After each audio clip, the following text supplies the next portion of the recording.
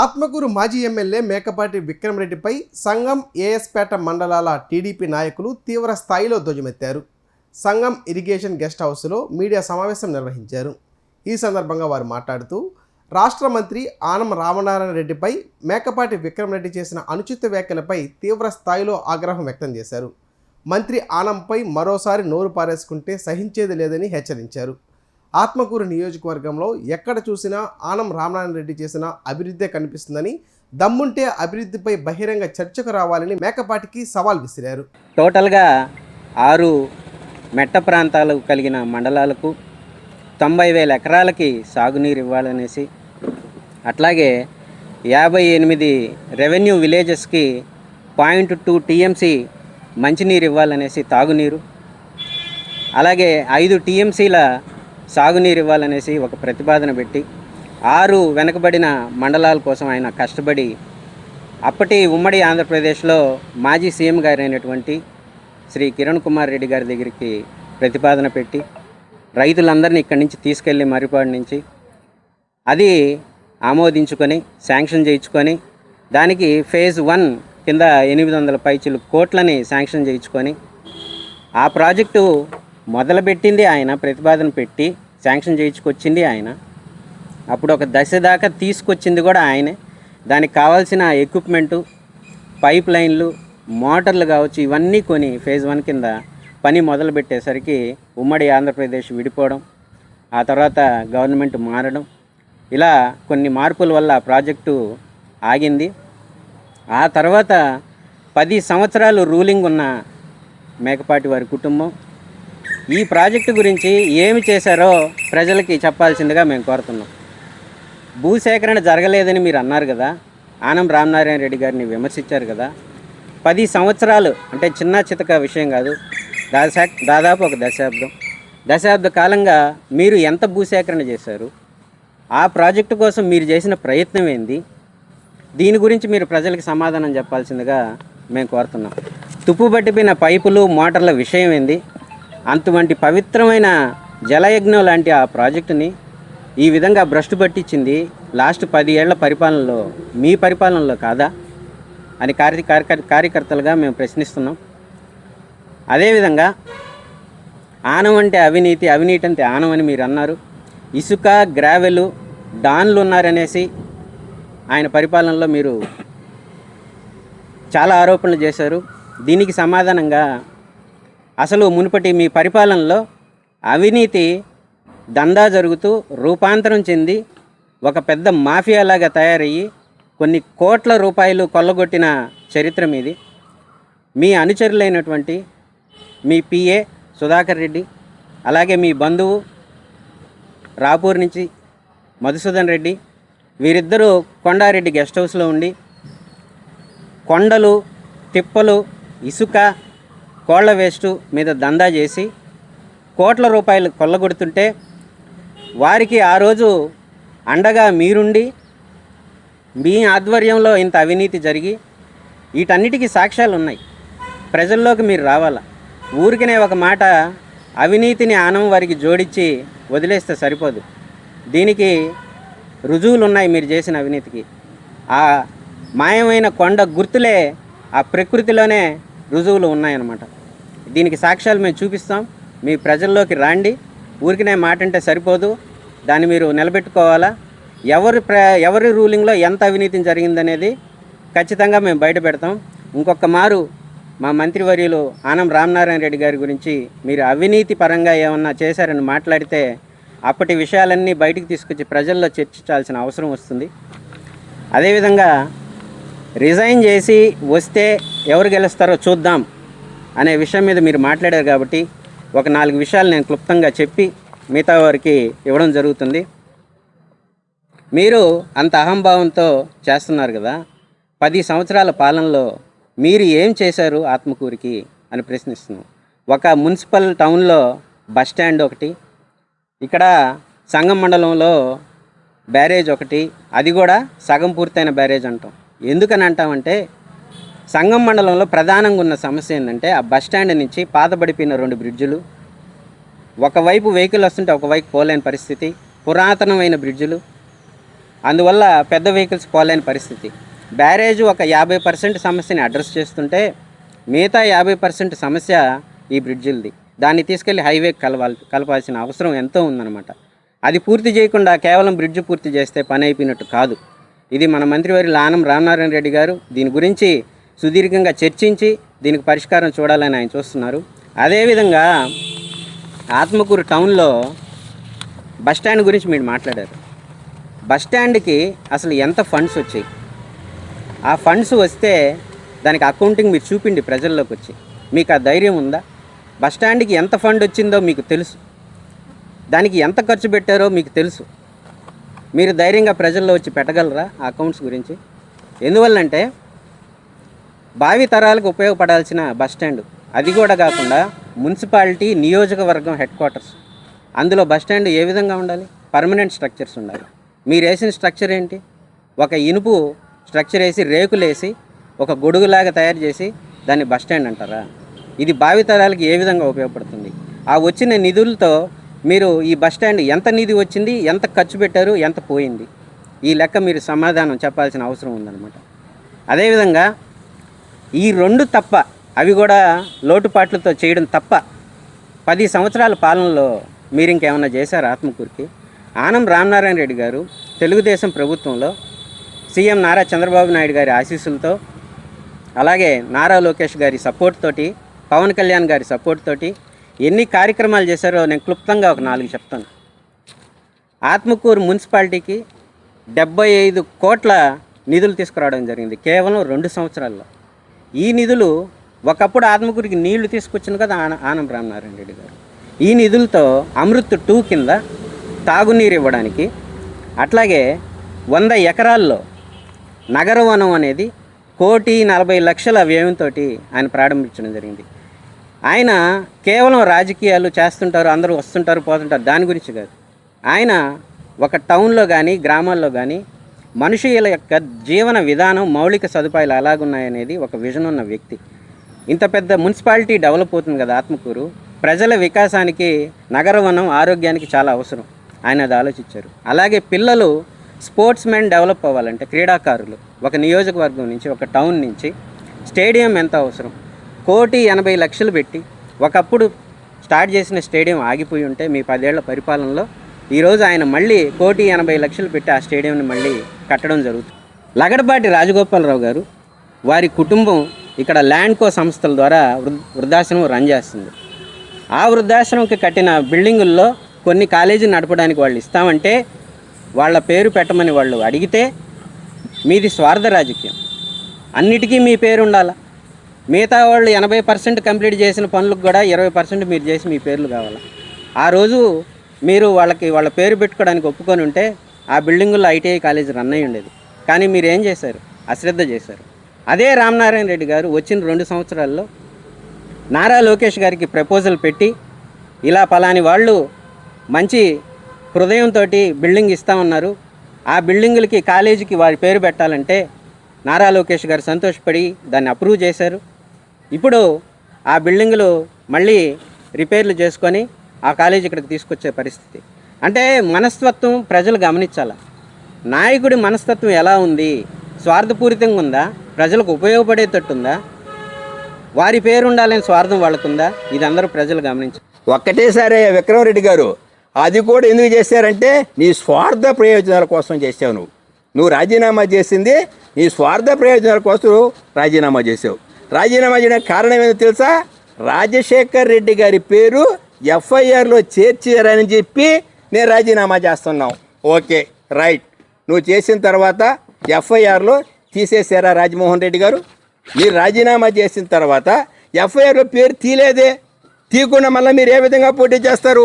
మీలో నీతి, నిజాయితీ, చిత్తశుద్ధి మీలో కానీ ఉండుంటే రాజశేఖర్ రెడ్డి గారి పేరు తీసేంత వరకు నేను పోటీ చేయనని చెప్పి మాట్లాడాల్సినటువంటి వ్యక్తివి నువ్వు. ఏమైంది?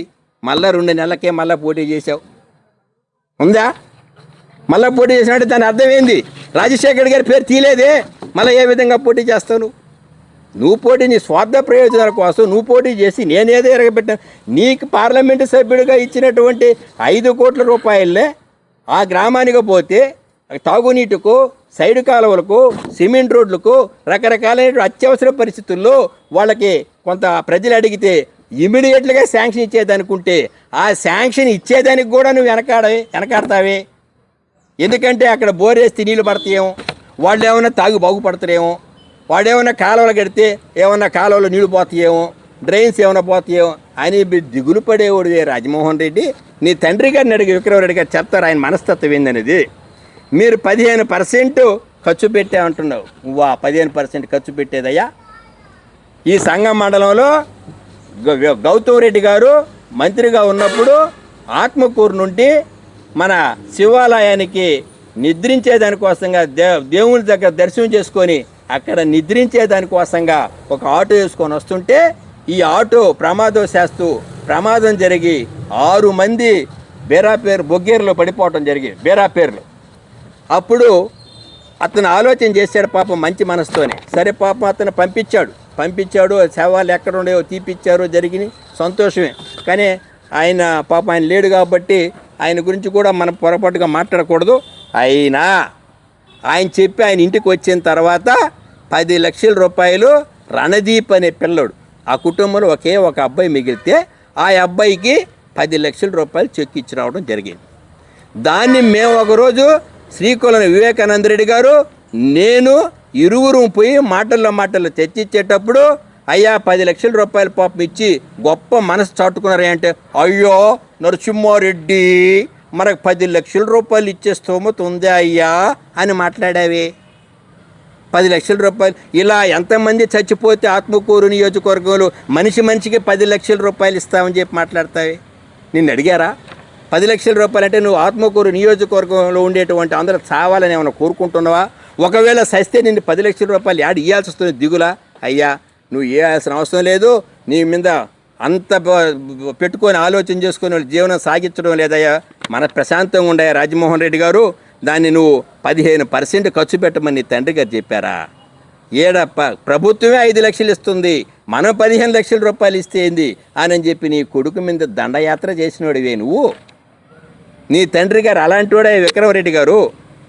కాబట్టి 2 సంవత్సరాలకు ఒకసారి పార్టీ మారుతామని చెప్పి మాట్లాడతాడు మళ్ళా రామనారాయణ గాని. నిజమే, ఈ జిల్లాలో ఎవరు మారడం లేదు. మీ తాత మారలా? మీ తాత 1978 ఏ పార్టీలో ఉండిండో? వెంకురెడ్డి గారు, మేకపాటి వెంకురెడ్డి గారు జనతా పార్టీలో పనిచేశాడు. వెంకయ్యనాయుడు వెనకాల తిరిగినాడు ఆనాడు. తర్వాత 82లో ఏ పార్టీలోకి వచ్చాడు? భారతీయ జనతా పార్టీలోకి వచ్చాడు. 83కి వచ్చారు. ఏ పార్టీలోకి వచ్చారు మీరు? కాంగ్రెస్ పార్టీలోకి వచ్చారు. కాంగ్రెస్ పార్టీ నుంచి మళ్ళీ 89లో పార్లమెంట్ సభ్యుడికయ్యావు, 85లో నువ్వు శాసనసభ్యుడు అయ్యావు. తర్వాత 91కి వచ్చారు. నీ పార్టీ టికెట్ అయ్యకుండా మానేసిందా రాజమోహన్ రెడ్డి? నీకు పార్టీ నీ విన్యాసాలు, నీ వికృత చేష్టాలు చూసి పార్టీ టికెటే ఇవ్వకుండా మానేస్తే అప్పుడు నువ్వేం చేసావో తెలుసా? ఇండిపెండెంట్గా పోటీ చేస్తే 94లో మన విజయరామరెడ్డి పక్కన చేరి బండి గుర్తు కోటేసి వచ్చావు రాజమోహన్ రెడ్డి. విక్రమరెడ్డి గారు తెలుసుకో, నీ తండ్రి గారిపై బండి గుర్తు కోటేసి వచ్చిండు. తర్వాత ఆడికి వచ్చేవరకు మళ్ళీ తెలుగుదేశం పార్టీలో చేరారు. తెలుగుదేశంలో పార్టీలో చేరి 96లో ఒంగోలు పార్లమెంటుకు పోటీ చేశావు. సింగిల్గా పోటీ చేశావు. ఆ రోజు అధికార పార్టీ ఉన్నది తెలుగుదేశం పార్టీయే. కానీ ఆనాడు 94లో 294 నియోజకవర్గాలు ఉన్నటువంటి ఉమ్మడి ఆంధ్రప్రదేశ్లో ప్రతిపక్ష హోదా కూడా రాకుండా 26 స్థానాలకే పరిమితమైన కాంగ్రెస్ పార్టీ ఉంటే 96లో పోటీ చేస్తే కాంగ్రెస్ పార్టీ చేతిలో, కాంగ్రెస్ పార్టీ అభ్యర్థి అయినటువంటి మాగుంట పార్వతమ్మ గారి చేతిలో చిత్తుగా ఓడిపోయావే నువ్వు. అధికార పార్టీ ఉండి కూడా ఓడిపోయావే. 98లో మళ్ళీ అదే తెలుగుదేశం పార్టీలో మళ్ళీ పోటీ చేసావే. మళ్ళా పోటీ చేసిన తర్వాత మళ్ళా కూడా మాగుంట శ్రీనివాసరెడ్డి గారి చేతిలో మళ్ళా కూడా ఓడిపోయావే. మళ్ళా కాంగ్రెస్ పార్టీలో చేరావే నువ్వు. మళ్ళా 2012 వైఎస్ఆర్ కాంగ్రెస్ పార్టీలో చేరావే.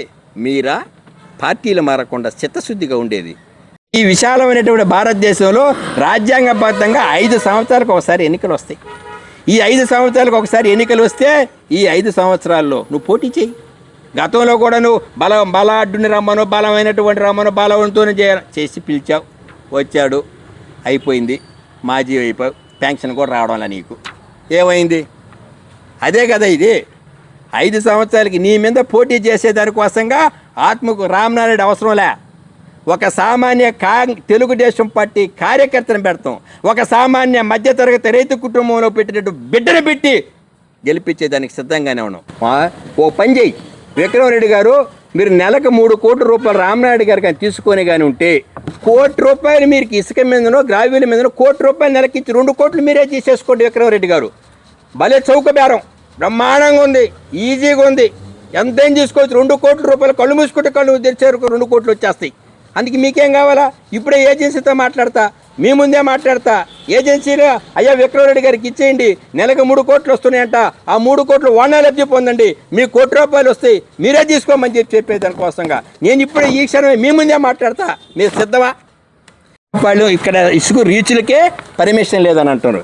ఇదిగోండి విక్రమరెడ్డి గారు చూడండి, అప్పారావుపాళ్యంలో ఇసుక రీచ్కి 23/5/2025లో అప్పారావుపాళ్యకి కేపీఆర్ మైన్స్ అండ్ మినరల్స్ పేరుతో పర్మిషన్లు ఉన్నటువంటి పరిస్థితి. చేసేదానికోసంగా కేకేఆర్ మైన్స్ మినరల్స్ అనే పేరుతో దానికి టన్నుకి 29 రూపాయల 95 రూపాయల లెక్కన ఒక టన్నుకి లోడ్ చేయడం జరిగింది. ఇది మీరు తెలుసుకోవాలి. ఇవన్నీ ఆన్ రికార్డే, మీరు ఎప్పుడైనా తెచ్చుకోవచ్చు, ఏ అధికారి దగ్గరైనా తెచ్చుకోవచ్చు. ఒక్క టన్నుకి 29 రూపాయల 95 రూపాయల లెక్కనిస్తే దానికి డీజిల్ ఎంత, దానికి ఆపరేటర్ ఖర్చు ఎంత, మిషన్ ఖర్చు ఎంత, కాంట్రాక్టర్ అని చెప్తున్నావే, ఐఐటి చదివినా అని చెప్తున్నావే, నువ్వు క్యాలిక్యులేట్ చేస్తే మీకు అర్థం అవుద్ది ఎంత దోచుకున్నారని చెప్పి మాట్లాడుతున్నావు. కొండ దొరికింది, కార్లు పెరిగినాయి. సిగ్గుండాలి విక్రమరెడ్డి గారు. మీ తండ్రి గారు 83లో ఎన్నికలు చేసేటప్పుడు మీరు రాగి సంగటి కూడా లేదని చెప్పి మీ తండ్రి గారు చెప్పినారు. అప్పుడు జీబులో తిరుగుతున్న రోజుల్లోనే 83లోనే ఆనవ రామనారాయణ రెడ్డి గారు అంబాసిడర్ ఏసీ కారులో తిరిగినటువంటి వ్యక్తి రామనారాయణ రెడ్డి గారు. మీలాగా కారుల్లో జీబులో తిరిగినటువంటి వ్యక్తి కాదు. నీకు ఆ రోజు 83లో డబ్బులే లేనటువంటి వాడివి, 83లో రాగి సంగటి తిని బతికేటువంటి వ్యక్తివి. మీకు ఈ రోజుకి వచ్చి 1,000 కోట్ల రూపాయలు ఏ విధంగా వచ్చిందో ప్రజలు చెప్పాల్సినటువంటి పరిస్థితి ఉంది మీ దగ్గర. ఇప్పుడు పడవలు తీసిన దానికి కానీ, మరి ట్రాక్టర్ల ద్వారా తోలిన దానికి కానీ ఇవన్నీ కట్టి గవర్నమెంట్కి మన 1,29,08,369 రూపాయలు ప్రభుత్వానికి చెల్లించడం జరిగింది. మీరు ఎప్పుడైనా చెల్లించారా? చెల్లించరా. కాబట్టి ఇదేమి అంత దోచుకు తిన్నదేం కాదు, ఇదని ఆన్ రికార్డే. మీకు తెలుసో తెలీదో మాకైతే తెలియదు, కానీ ఇది తప్పకుండా ఇది ప్రభుత్వానికి ఎంత ఆదాయం రావాలో అంత ఆదాయం చేసేటువంటి పరిస్థితి రామనాయుడు గారు కల్పించారు. మన ఆత్మకూరు నియోజకవర్గంలో ఆనం అంటే అభివృద్ధి, అభివృద్ధి అంటే ఆనం అనే నినాదము ఈరోజు కాదు, దాదాపు 2009లోనే చంద్రబాబు నాయుడు గారు స్వర్ణాంధ్రప్రదేశ్ అనేవాళ్ళు. ఆ విధంగా మన ఆత్మకూరుకి మనకి స్వర్ణయుగం లాగా, ఒక స్వర్ణాంధ్రప్రదేశ్ లాగా ఆత్మకూరునే ఆత్మకూరుగా తయారు చేసినటువంటి మహానుభావుడు ఎవర్రా అంటే ఆనం రామనాయుడు గారు.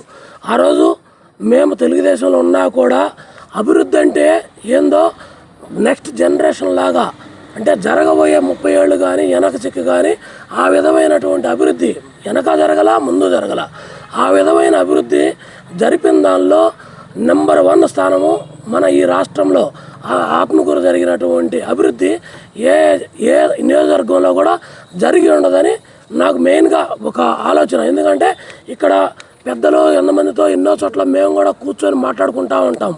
ఆ నీళ్లు తీసుకొచ్చి బ్రహ్మాండంగా ఎంఎస్ఎం మీరు వదిలేసినటువంటి అక్కడ ఈరోజు సెంచరీ ప్లాంటు మైదుకూరు పోయేటప్పుడు చూస్తే అది ఎటువంటి ఫ్యాక్టరీ, దాన్ని నాశనం చేసింది మీరు కదా. ఈరోజు ఒక్క ఉదాహరణ కాదు, అటువంటిదే కాదు, సోమశిల అన్నమయ్య ప్రాజెక్టు కొట్టుకుపోయి సోమశిల మీదకి వచ్చి నీళ్లు పడిపోయి సోమశిల కొట్టుకుపోయి ఈ దగ్గర ఉండే విలేజ్లన్నీ ఎక్కడ కొట్టుకోపోతారా అని చెప్పి మొత్తం రైతులు ప్రజలు అందరూ భయపడిపోయి చచ్చిపోయారు. అన్నమయ్య ప్రాజెక్టు పోతే గ్రీజు పెట్టడానికి గతి లేకపోతే అటువంటి ప్రాజెక్టు కొట్టుకుపోతే చంద్రబాబు నాయుడు గారిని ఫస్ట్ పిలిపించి దానికి ఈ విధంగా ఇబ్బంది పడుతున్నాము ఆత్మకూరు నియోజకవర్గంలో అంటే 100 కోట్లు శాంక్షన్ తీసుకొచ్చి యుద్ధ ప్రాతిపదికన స్టార్ట్ చేసినటువంటి ముందు చూపగలిగిన విజన్ ఉండేటువంటి చంద్రబాబు నాయుడు అంటారు. చంద్రబాబు నాయుడు కన్నా సమకాలీన విజన్ ఉండేటువంటి నాయకులు ఎవరు అంటే ఆనంద. సింపుల్గా చెప్తున్నా, మాకు కావాలేడ వల్ల వస్తే 1.5 కోటి, మళ్ళా నిన్న మండపానికి 30 లక్షలు ఇచ్చాడు. జమ్మరం మా ఏసుపేట మండలంలోనే జమ్మరం సంబంధించింది మళ్ళీ 1.5 కోటి సీజీఎఫ్ ఫండ్ కింద. అలాగే ఎక్కడికి పోయినా ఈ విధంగా ఆయన చేసేటువంటి అభివృద్ధి ఆ విధంగా మీ దేవాదాయ శాఖే కాదు, మిగతా సిమెంట్ రోడ్లు నిన్నగాక మొన్న మండలానికి 1 కోటి రూపాయలు, వీళ్ళు చెప్పినట్టు సంఘం మండలం వాళ్ళు జెండా దెబ్బలో 1 కోటి రూపాయలు, మాకు ఏసుపేటలో అనువు సంవత్సరానికి 1 కోటి రూపాయలు అంతమంది ఇచ్చున్నాడు. ఎందుకంటే మండలానికి 6 కోట్లు, మా మండలానికి 6 కోట్లు ఇచ్చున్నారు. అట్లాగే మర్రిపాట్లో కూడా ఇచ్చున్నారు. మా మీద కూడా ఏదన్నా ఎవరన్నా చెప్పినా పిలిచి మమ్మల్ని మందలిస్తాడు. రమేష్ ఎందుకు ఇట్లా జరుగుతుంది, లేదు ఇంకొకటి ఎవరినైనా సరే ఎందుకు ఇట్లా జరుగుతుంది, మీరు ఇటువంటి చేయబాకండి అని చెప్తాడు మాకు. ఎందుకంటే మొక్కడం ఏం పెట్టుకోడు. కాబట్టి మీకు కూడా ఏమన్నా ఉంటే చెప్పండి వచ్చి. కాబట్టి ఇటువంటి మాటలు, అటువంటి పెద్ద ఆయన గౌరవనీయులు, అటువంటి పెద్దలు ఆయన మీద ఇటువంటి మాటలు దయచేసి మీరు మాట్లాడితే బాగుండదు ఇంకొకసారి. ఎందుకంటే మేము ఎక్కువ మాట్లాడేవాళ్ళం కాదు, కానీ మా చేత కూడా మాట్లాడించే పరిస్థితి రాబాకండి దయచేసి అని ఈ సభాముఖం తెలుపుతా ఉన్నాను. మరి విక్రమరెడ్డి గారు మరి ఆనం రామనాయుడు గురించి, ఆనం అంటే మరి అవినీతిని చెప్పడం చాలా సిగ్గుచేటు. ఎందుకంటే ఆనం అంటే అభివృద్ధి, ఆనం అంటే సంక్షేమమే. ఇక్కడ వేరే మాటలు ఉండవు, మాట్లాడుకోవడం ఉండవు. నీకు తెలియకపోతే గ్రామాల్లోకి వెళ్ళండి, ప్రతి గ్రామంలోకేనండి ఆత్మకూరు నియోజకవర్గంలో ఏ విధంగా ఈ 2 సంవత్సరాలు పూర్తిగా నిర్మూలించి ఈరోజు జీరో చేయడం జరిగింది. ఎన్నో వెహికల్స్ మీద మరి కేసులు కట్టడం, మరి అన్నీ సీజ్ చేయడం జరిగింది. ఎక్కడ కూడా వ్యవస్థ లేదు. మీకు తెలుసో తెలియక మాట్లాడడం కరెక్ట్ కాదు. గతంలో మరి విలేజ్ హెల్త్ సెంటర్ అయితేనేమి, మరి అదేవిధంగా తార్ రోడ్లు, మరి సిమెంట్ రోడ్లు, మరి రకరకాల అభివృద్ధి పనులు సంఘం మండలంలో, మరి దేవాలయాలు, మరి దూపదీప నైవేద్యం అయితేనేమి, మరి 100 కోట్లు ఈరోజు నియోజకవర్గంలో ఖర్చు పెట్టిన ఘనత మా ఆనం రామనాయుడు గారిది. అయినటువంటి శ్రీ ఆనం రామనాయుడు గారిని విమర్శించటం ఇది చాలా బాధాకరంగా ఉంది. అయితే ఆత్మకూరులో 2009లో వారు పోటీ చేయటం, వారు ఎమ్మెల్యే కావటం, అదే రకంగా ఆనాటి ప్రభుత్వంలో వారు ఆర్థిక మినిస్టర్ కావటం ఈ నియోజకవర్గానికి ఒక అదృష్టం పట్టింది. గతంలో ఇది మెట్ట ప్రాంతం, నియోజకవర్గం అభివృద్ధికి నోచుకొని యొక్క ప్రాంతం. వారు మంత్రిగా రావటం, వారు ఆర్థిక మంత్రిగా ఉండటం, వారు ఎన్నో విషయాల్లో ప్రతి దాంట్లో కూడా మున్సిపాలిటీని తీసుకురావటం ఆత్మకూరులో.